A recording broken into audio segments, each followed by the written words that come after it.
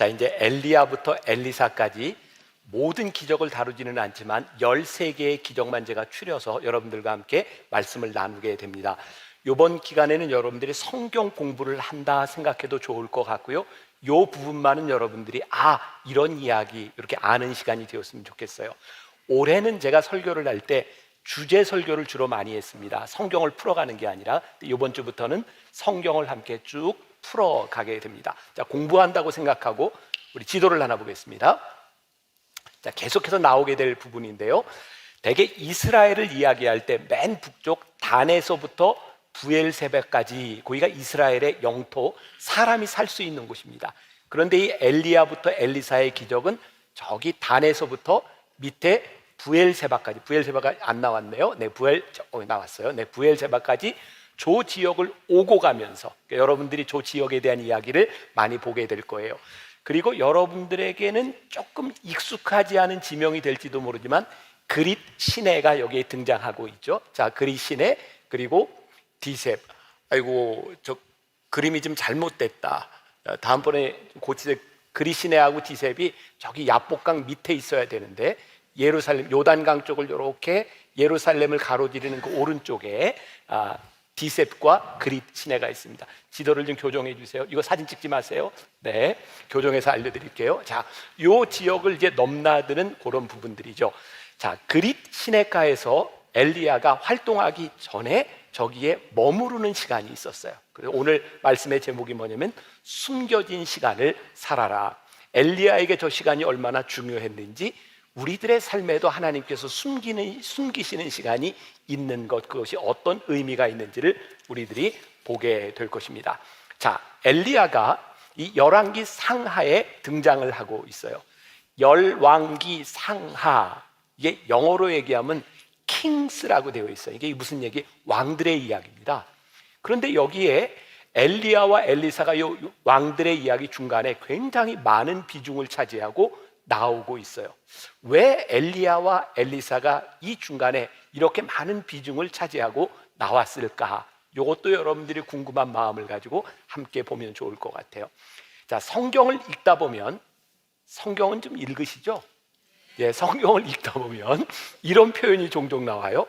아합의 길과 여로보암의 길을 갔다. 이건 대표적으로 북이스라엘. 자, 아까 예루살렘이 이렇게 잠깐 고치도 한번 봅시다. 한 번 더. 네, 예루살렘이 이렇게 보이죠? 보이죠? 네, 저 예루살렘을 중심으로 저 위쪽을 우리들이 북이스라엘이라고 이야기하고 그 남쪽을 남유다라고 이야기를 합니다. 저 북이스라엘은 우상을 숭배하는 왕들이 많이 있었어요. 그래서 그 중에 가장 우상을 많이 숭배했던 악한 왕을 이야기할 때 성경에 뭐라고 얘기하면 아합의 길과 여로보암의 길을 갔다라고 이야기할 만큼 악한 왕이죠. 그런데 이 엘리야가 활동하던 시대의 왕이 누군지 아세요? 바로 아합 왕 시대입니다. 아합 왕은 악하기는 했는데 북이스라엘 역사에 있어서 가장 강대국을 형성했던 나라입니다. 아합 왕의 아버지가 있어요. 이름이 뭐냐면 오므리입니다. 성경에 오므리 왕조라고 나오는데, 이건 그런 표정 굉장히 힘듭니다. 지금 자, 잘 따라오고 계시는 거죠? 오므리 왕조라고 나오는데 이 오므리 왕조가 굉장히 강대국을 형성했고요. 이 오므리 왕조 때 북이스라엘의 수도 사마리아가 건설이 됩니다. 그래서 성경에 북이스라엘의 사마리아라고 하는 말들이 종종 등장하는데, 이건 바로 오므리 왕조 아합 왕 때 사마리아라고 하는 강력한 성읍이 만들어지는 거죠. 놀라운 일입니다.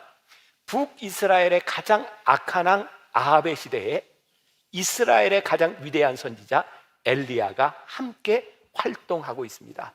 그러고 보니까 영적으로 가장 캄캄한 암흑의 시대에 하나님의 사람들이 빛을 발한다고 하는 것을 우리들이 보게 되는 일이기도 하죠. 성경에 보면 대개 사람 이름을 이야기할 때는 누구의 아들, 그리고 좀 더 중요한 사람이면 누구의 손자, 그리고 더 중요한 사람이면 누구의 증손, 누구의 현손, 이렇게까지 족보를 이야기합니다. 그런데 이 엘리야에 대한 설명은 그렇게 많이 나와 있지 않습니다. 자, 오늘 본문 말씀 1절, 길르앗에 우거하는 자 중에 누구라고요? 디셉 사람 엘리야가 이렇게 되어 있어요. 엘리야에 대해서는 딱 디셉 사람이라고 하는 말밖에는 나오지 않습니다. 유추할 수 있죠. 엘리야는 그렇게 어떤 명문가나 아버지나 할아버지, 증조 할아버지를 알만한 그런 가문에서 나온 사람이 아니라는 거예요. 게다가 이 디셉이라고 하는 지명은 성경에서 6번 등장하는데 다 엘리야와 연관돼서만 나옵니다. 그러니까 이 디셉이라고 하는 지역도 별로 알려진 바가 없다는 거죠. 이 디셉 사람 엘리야에 대하여 이 성경이 1절에 길르앗에 우거하는 이렇게 표현이 되어 있죠. 여기 우거하는이라고 하는 말이 이런 뜻이랍니다. 남의 집이나 타향에서 잠시 몸을 의탁하는. 그러니까 엘리야는 참 별 볼 일이 없었던 가문의 아주 낮은 신분의 사람이었다는 것을 보게 되죠. 그런데 이 엘리야가 당시에 가장 많은 힘을 가지고 있었던 아합 왕과 대결하여 싸우고 있는 이야기들이 나오게 됩니다. 이제 18장으로 넘어가면 그 유명한 갈멜산 전투에 대한 이야기가 나오고 있어요. 자, 여기까지 잘 따라오고 계시죠?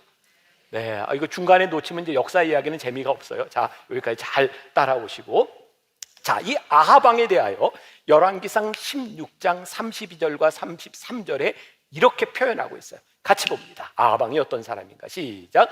사마리아에 건축한 바알의 신전 안에 바알을 위하여 제단을 쌓으며 또 아세라 상을 만들었으니 그는 그 이스라엘의 모든 왕보다 심히 이스라엘 하나님 여호와를 노하시게 하였더라. 여기에 사마리아라고 하는 말도 등장을 하고 바알 신전과 아세라라고 하는 신전도 등장을 하고 있어요. 여러분들 아합 왕 하면 생각나는 여자가 하나 있죠. 네, 왕후 이세벨입니다. 이세벨은 저기 시돈 지방에서부터 이제 온 정략 결혼을 한 여자였어요. 아마 강대국을 형성하기 위해서 정략 결혼이 좀 필요했던 것 같아요. 이세벨이 왜 중요하냐? 공식적으로 이스라엘에 바알 신을 가지고 들어온 게 이세벨에서부터입니다. 그리고 이 결혼으로 인하여 이 북이스라엘은 많은 신들을 아세라 신과 바알 신을 섬기는 그런 죄를 짓게 되죠. 자, 바로 이러한 상황 가운데서 이 엘리야가 아합 왕에게 와서 이야기하고 있는 거죠. 자, 다시 1절. 자, 1절을 다시 한번 처음부터 봅시다. 1절을 띄워주세요. 자, 시작. 길르앗에 우거하는 자 중에 디셉 사람 엘리야가 아합에게 말하되 내가 섬기는 이스라엘 하나님 여호와께서 살아계심을 두고 맹세하노니 내 말이 없으면 수년 동안 비도 이슬도 있지 아니하리라 하니라. 여기에 아합 왕과 싸우고 있는 이 엘리야의 담대함, 엘리야의 무기는 뭔가 봤더니 성경에 이렇게 기록이 되어 있는 거예요. 내가 섬기는 이스라엘의 하나님 여호와께서 살아계심을 두고 맹세하노니. 저는 말씀을 묵상하다가 참 흥미롭다라는 생각이 들었어요. 세상은 그들이 가지고 있는 권력을 힘이라고 이야기합니다. 그런데 하나님을 섬기는 사람은 누가 힘인가 봤더니 살아계신 하나님을 믿는 것이 그의 힘이었어요. 오늘 여러분들에게 그런 질문을 던지고 싶어요. 여러분들의 삶의 가장 큰 자부심, 여러분들의 능력, 여러분들 하나님을 믿는 사람들인데 그게 무엇이라고 생각합니까? 나는 무엇 때문에 담대한 인생을 살아갈 수 있습니까? 적어도 우리가 하나님을 믿는 사람이라면 하나님 때문에 나는 이런 사람입니다 라는 믿음의 고백이 있어야 하지 않을까요? 자, 이번 말씀은 제가 엘리야부터 엘리사까지의 말씀을 쭉 읽으면서 제가 묵상했던 포인트들을 여러분들과 함께 나누어 가게 될 거예요. 이 부분 말씀을 보는데 저에게 갑자기 그런 생각이 들었어요. 예수님의 제자들이 생각이 났어요. 예수님께서 십자가를 지시기로 굳은 결심을 하시고 예루살렘으로 올라갔어요. 그 이야기가 마가복음 10장 이하에 나와 있거든요. 우리가 잘 아는 말씀이에요. 마가복음 10장 37절에 보니까 여짜오되 주의 영광 중에서 우리를 하나는 주의 우편에 하나는 좌편에 앉게 하여 주옵소서. 이게 누가 한 이야기냐면 예수님의 제자 중에 야고보와 요한이 예수님이 십자가를 지시려고 예루살렘을 향해 가는데 뭐라고 얘기해요? 하나님, 예수님 영광 중에 하나는 오른편에 하나는 왼편에 앉게 해주세요. 이들이 예수님과 함께 이 나라를 구하려고 하는 그 꿈을 꾸고 있었어요. 그런데 예수님께서 이들의 이야기를 들으시고 마가복음 10장 42절부터 44절에 이렇게 말씀하시는 거예요. 예수께서 불러다가 이르시되 이방인의 집권자들이 그들을 임의로 주관하고 그 고관들이 그들에게 권세를 부리는 줄을 너희가 알거니와 너희 중에는 그렇지 않을지니 너희 중에 누구든지 크고자 하는 자는 너희를 섬기는 자가 되고 너희 중에 누구든지 으뜸이 되고자 하는 자는 모든 사람의 종이 되어야 하리라. 하나님이 쓰시는 사람이 어떤 사람인가? 영광 중에 권력을 잡은 사람을 하나님이 쓰시는 것이 아니라 섬기고자 하는 자를 하나님이 쓰신다라고 말씀하고 있는 거예요. 섬김이 뭘까요? 저는 섬김을 이렇게 생각해요. 여호와 하나님의 권위를 인정하며 하나님 앞에 무릎을 꿇을 수 있는 자가 섬기는 자다. 엘리야라고 하는 이름의 뜻이 뭔지 아세요? 엘리야는 나의 하나님은 여호와시다. 그 이름의 뜻이 뭐냐면 하나님의 주권을 인정하고 있는 거예요. 또 말씀을 묵상하면서 그런 생각을 했어요. 하나님, 저도 하나님을 믿는 사람이고 하나님 앞에 불리움을 받아 목회를 하는 사람인데 제 목회의 권위는 무엇일까요? 저는 권위 있는 목회자가 되고 싶은데 세상적인 권위가 아니라 하나님의 말씀에 권위가 있었으면 좋겠는데 이 권위는 무엇일까? 여러분들이 하나님의 말씀을 듣고 배우고 살아가는 크리스찬들인데 이 땅 위에서 살아가는 여러분들의 삶의 권위, 야, 나는 이것 때문에 자존심도 있고 내가 이것 때문에 능력을 가지고 살아라는 그 권위는 무엇인가? 그것은 하나님을 하나님으로 인정하는 여러분들의 섬김에서부터 우리 신앙인들의 권위는 시작되는 거죠. 엘리야가 아하방 앞에 가서 이렇게 담대히 이야기합니다. 살아계신 하나님을 두고 맹세합니다. 내가 이야기하기 전까지 이제 이 땅에는 이슬도 내리지 않을 것입니다. 3년 동안 비가 내리지 않을 가뭄에 대하여 이야기를 하고 있어요. 자, 1절 말씀에 내 말이 없으면 이런 표현이 나와 있어요. 내 말이 없으면 수년 동안 비도 이슬도 내리지 아니하리라. 가만히 보니까 이 말이 조금 교만해 보이잖아요. 내 말이 없으면. 그런데 이게 저는 교만하다는 생각이 들지 않는 게 내 말이 없으면인데 그 말이 무슨 말이에요? 그가 믿는 하나님의 이름으로 엘리야가 이야기를 하고 있어요. 하나님의 능력이 나에게 임하지 않으면 내가 여러분들에게 말하지 않을 것입니다. 그리고 이 말이 선포되지 않으면 다시 이 땅에 비가 오지 않을 것입니다. 이 말을 하고 나서 엘리야는 얼마나 많은 핍박을 받았을까요? 한번 생각해 보세요. 이 말을 하고 선포를 하고 났는데 비가 내리지 않는 거예요. 3년 동안 비가 내리지 않아요. 열왕기에는 3년이라고 되어 있지만 야고보서에는 3년 6개월 동안 비가 내리지 않았다고 되어 있어요. 사람들이 얼마나 엘리야를 핍박했을까요? 너 이제 말해야 되지 않겠냐라고 핍박하지 않았을까요?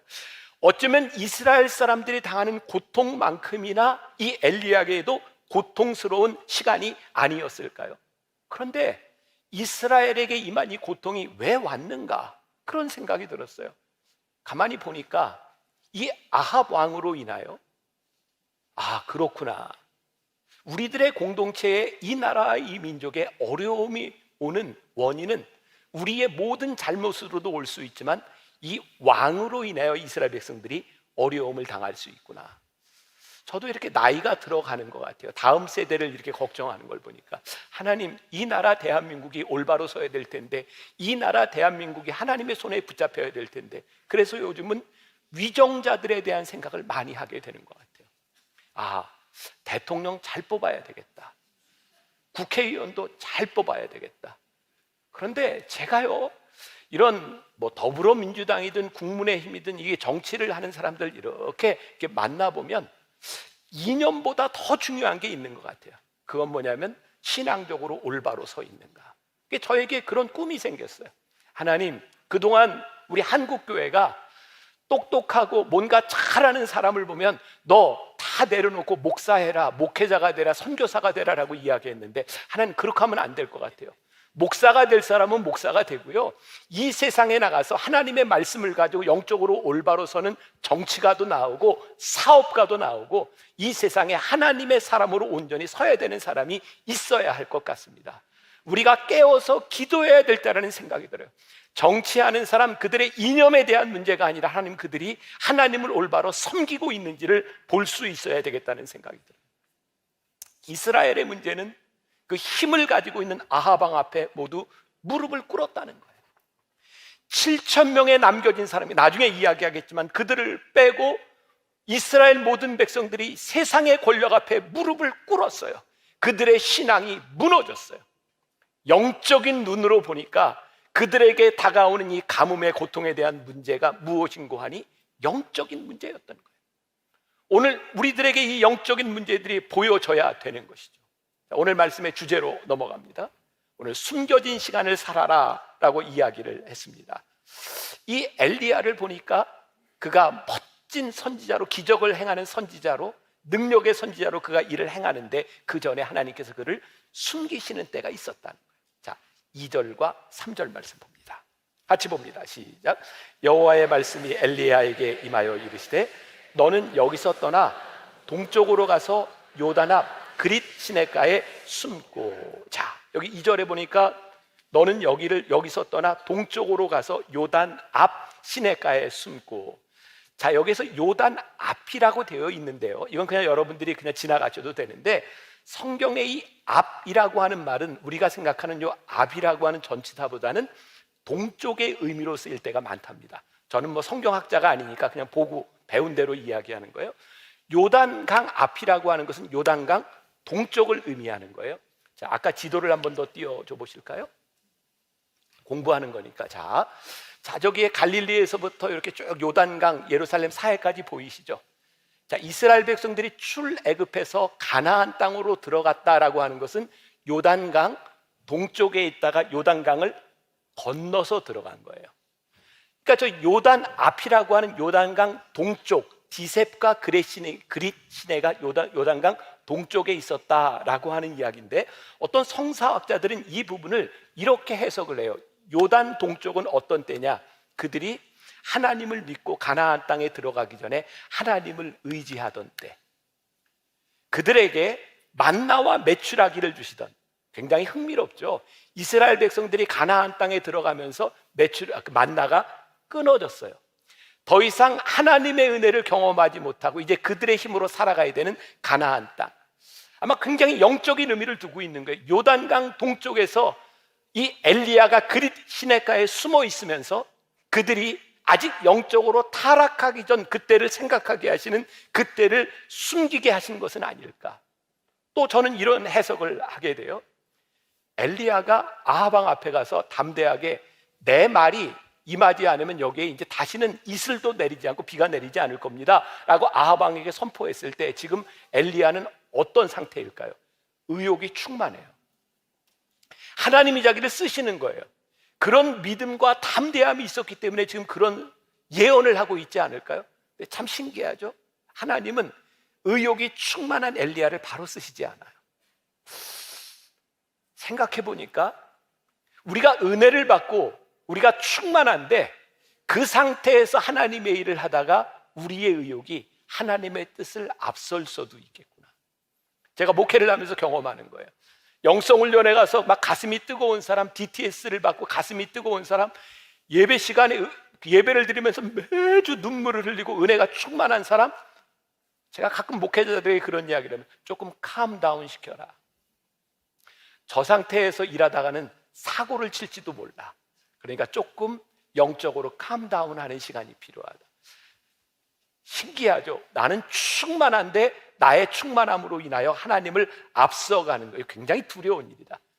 그러고 보니까 예수님께서 공생애를 시작하시기 전에 예수님은 40일 동안 광야에서 금식하는 시간을 가지셨어요. 사도 바울이 다메섹 도상에서 부활하신 예수님을 만나고 그가 멀었던 눈을 뜨게 됐으니 얼마나 가슴이 뜨거웠을까요? 근데 하나님이 그 사도 바울을 바로 사용하지 않습니다. 3년 동안 아라비아 사막에서 숨겨진 시간을 산 다음에 하나님이 사도 바울을 쓰세요. 모세가요, 어느 날 그가 어렸을 때부터 들었던, 어머니에게서 들었던 그 히브리 민족에 대한 이야기를 듣고 왕궁에서 나가서 히브리 사람과 애굽 사람이 싸우는 것을 듣고 가슴이 뜨거워서 자기 민족을 살려주고 살인까지 저지릅니다.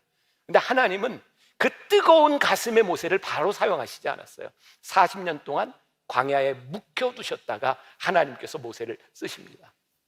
오늘 여러분들에게 굉장히 중요한 도전을 하나 드리고 싶습니다. 혹시 여기 있는 여러분들 가운데 하나님, 나는 뜨거운데, 하나님 나에게 의욕은 충만한데 하나님 왜 지금 나를 쓰시지 않으세요? 아니, 여러분들 중에 이런 생각을 하는 분이 있는지 모르겠어요. 하나님, 지금 내가 가지고 있는 이 뜨거움으로 인하면 내가 지금 여기 있을 사람이 아닙니다. 내가 이런 일이나 할 사람이 아닙니다. 그런데 하나님이 우리를 쓰시기 위해 우리들에게 필요한 것이 있는데 훈련의 시간이 필요하다. 혹시 여러분들 가운데 이 훈련의 시간을 지나가고 있는 분이 있다면 이 시간이 얼마나 귀한지를 깨달아 알아야 되는 거예요. 지난주에 제가 어떤 분을 만나게 되었어요. 이렇게 이제 손주에 대한 이야기, 아들, 딸 키우는 이야기를 하다 보니까 애들이 말을 일찍 하는 아이들도 있고 늦게 하는 아이들도 있어요. 근데 여기 아이들 키워보셨지만 우리 아이가 말을 좀 늦게 하면 막 초조해져. 우리 애가 좀 이상한 거 아니야? 그리고 또 말을 조금 일찍 하면 천재 났네, 천재 났어. 얘가 뭐가 돼도 뭐가 될 거야. 막 이런 생각 하잖아요. 그래서 그 어렸을 때 그 아무것도 아닌 것 같은 이 몇 개월의 차이를 두고 말을 빨리 하네, 늦게 하네 이런 얘기를 해요. 근데 어떤 분이 이런 이야기를 하더라고요. 사실은 이 이야기가 나오게 된 게요, 우리 손녀딸이 말이 좀 늦어요. 할머니, 할아버지를 아직 못해요. 근데 오늘 아침에 하부 소리 듣고 왔어요, 제가. 우리 손녀딸이 말이 늦어요. 근데 그분이 이제 저에게 위로 아니라고 그런 얘기를 한 거예요. 목사님, 사실은요, 아이들이요, 말을 늦게 하는 아이들은요, 특징이 있는데 아이들이 계속 인풋을 하는 거예요. 그러니까 걔네들이 말을 늦게 하는 이유는 인풋을 하기 때문이에요. 자, 그래서 말 빨리 하는 사람들, 자녀 둔 사람 걱정하지 마세요. 자, 말을 많이 한다고 하는 것은 아웃풋을 하기 때문에 넣을 시간이 없는 것이니 저를 위로한다고 이야기를 하는 거예요. 근데 사실 따지고 보면 그거 몇 개월 차이인 거죠. 근데 우리는 그게 너무 답답하고 안타까운 거예요. 제가 군대에서 훈련을 받을 때 훈련을 받는 모든 사람들에게는 계급이 없어요. 똑같이 칭합니다. 뭐라고 칭하는지 아세요? 훈련병입니다. 훈련생이에요. 그리고 진짜 승부는 어디에서 나는 걸까요? 훈련을 마치고부터 진짜 승부가 시작되는 거예요. 제가 신학교를 다닐 때 제 개인적인 굉장히 주관적인 생각이죠. 저희 동기들과 저희 선후배를 바라보면서 저 사람은 진짜 재능이 있다. 그러면서 제가 그런 생각을 했어요. 저 사람은 참 목회를 잘하겠다. 목회를 잘하겠다고 하는 기준이 뭘까? 그건 여러분들이 어떻게 생각해도 좋아요. 그냥 목회를 잘하겠다. 근데 30여 년이 지나서 그때 목회를 잘하겠다라고 생각했던 사람들이 그렇게 목회를 잘하는 사람들이 많지 않아요. 참 신기하죠. 그때 아무것도 드러나지 않은 것 같은 어떤 두각도 나타내지 않았던 사람 같았던 그 친구들이 어느 날 20년, 30년이 지나고 보면 참 목회를 잘해요. 이 잘한다고 하는 개념은 우리들이 어떻게 생각할 수도 있겠지만 그렇구나. 우리들에게 아무것도 드러나지 않는 훈련의 시간, 우리들에게 숨겨지는 그 시간들, 그게 우리들에게 참 귀한 것이구나. 하나님께서 엘리야를 그 시냇가에 숨기셨어요. 이번에 굉장히 하나님께서 좋은 경험을 하게 하셨거든요. 우리 성지순례 팀들과 함께 버스를 타고 그릿 시냇가를 찾아가는데 저 장소가 우리가 정확히 잘 몰라요. 우리가 저기였을 것이라고 추정을 하는 것이죠. 그래서 요단 동쪽에 그 요르단 쪽에 우리가 쫙 그 길을 찾아가는 거예요. 근데 결국은 버스를 타고 찾다 못 찾고 이제 시간이 없어서 돌아가야 되겠다라고 버스를 돌리려고 하는 순간에 보았던 게 그릿 시냇가예요. 그때 제가 그런 얘기를 했어요. 하나님 기가 막히게 엘리야를 숨기셨구나. 지금 이렇게 교통이 발달한 우리도 찾지 못하는 그 그릿 시냇가. 그리고 이 그릿 시냇가는 지금 시멘트로 이렇게 만들어놔서 물이 쫙 흐르고 있지만 저 지역은 흔히 이야기하는 와디라는 지역입니다. 와디가 뭐냐면 우기에 비가 와서 강물이 쫙 흘러가면 물이 콸콸콸콸 흘러가지만 건기가 되면 물이 그냥 싹 빠져서 아무것도 없는 지역이 바로 와디라는 지역입니다. 그릿 시냇가는 바로 그런 지역이어서 하나님이 철저하게 엘리야를 숨기셨어요. 그곳에서 엘리야는 무엇을 했을까요? 가만히 생각해 보니까 그는 그곳에서 하나님의 은혜를 경험하고 하나님과 깊은 교제를 할 수 있었을 것 같아요. 많은 깨달음이 있었을 것 같아요. 어떤 깨달음? 비가 올 때는 물이 있고 먹을 게 있지만 그냥 마르기 시작하면 아무것도 없는, 하나님이 공급해 주시지 않으면 아무것도 먹을 수 없는 그곳, 엘리야는 그곳에서 숨겨진 시간에 하나님의 은혜를 경험했던 거예요. 참 놀랍죠? 하나님이 우리를 숨기시는 은혜의 시간.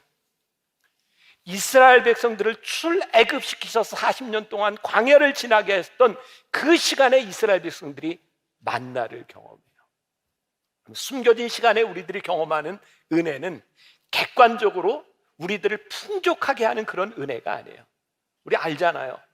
만나가 하나님의 은혜인 건 분명한데 이스라엘 백성들의 욕구를 다 충족해주는 은혜가 아니었어요. 그렇죠. 이스라엘 백성들이 매일 만나를 먹는데 성경에 보니까 뭐라고 불만해요?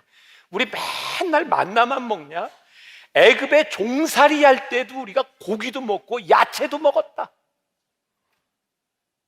은혜로 느껴지지 않는 게 문제인 거예요. 훈련의 시간에 그들이 은혜를, 하나님의 은혜를 은혜로 알 때에 그들이 하나님과의 교제의 시간들이 만들어지는데 그들이 그거 못했던 거예요.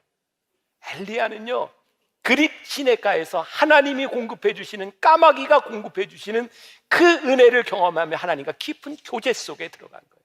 그리고 그 시간을 지나서 엘리야는 하나님 앞에 쓰임받는 시간이 된 거예요. 여러분들에게 영적인 도전을 드리고 싶은 거예요.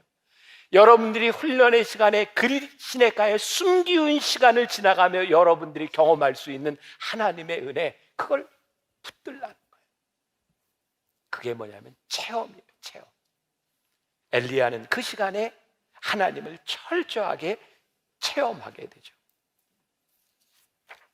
오스왈드 챔버스의 그리스도와의 연합이라는 책에 보면 체험의 의미를 이야기하고 있습니다. 제가 좀 읽어드릴게요.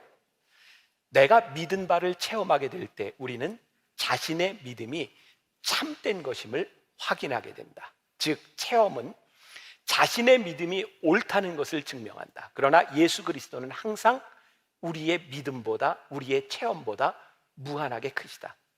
우리가 체험하는 것은 우리가 주님을 향해 가진 믿음의 선상에서 발생한다. 당신은 당신을 아는 자들에게 당신의 체험을 간증할 수 있는 믿음을 소유하고 있는가? 즉 예수님을 향한 당신의 믿음으로 인해 지금의 당신이 되었음을 증거할 수 있는가? 당신은 예수님께서 이러저러한 일들을 하실 수 있다고 믿는다고 말한다. 그렇다면 주님께서 당신을 통해 그 일들을 다 이루셨는가?